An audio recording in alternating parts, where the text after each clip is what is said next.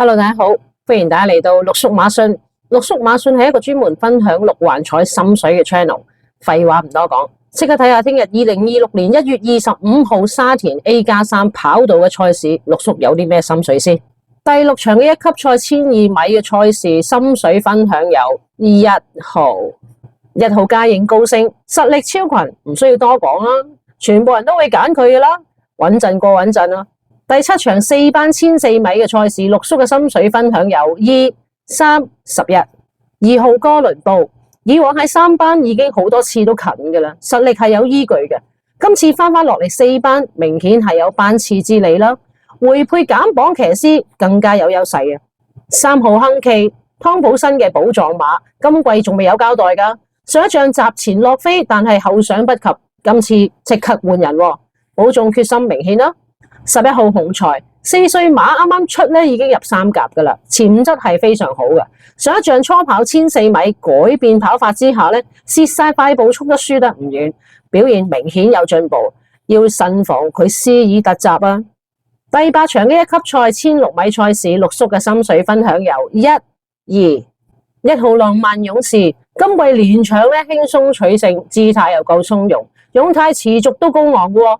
目標咧應該係直指3冠馬王嘅殊榮，今仗咧依然都係個個會揀嘅馬嚟嘅，實力超群。2號遨遊氣泡，上一仗展現咗鬥志，依然係強橫嘅，狀態非常好。今仗形勢咧都明朗嘅，主要咧係對手明確啊嘛，咁屬於咧坐亞望冠嘅實力分子嚟喎。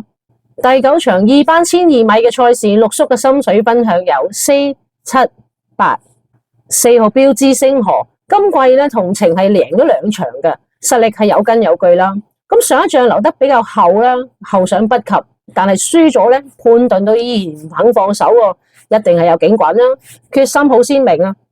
7號真心傳奇係1200米嘅路程專家嚟嘅，累計都贏咗4場，表現好出色噶。上一仗直路咧初段冇位嘅，要左穿右插咁樣，咁衝勢咧仍然係好勁抽嘅喎。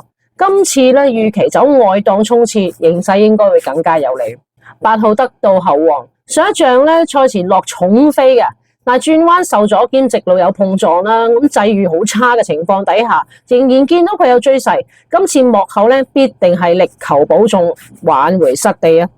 第10場3班1200米嘅賽事，陸叔嘅心水分享有1、4、9。1號米奇，今次咧係降班作賽嚇，對手大幅減弱，形勢係有利嘅。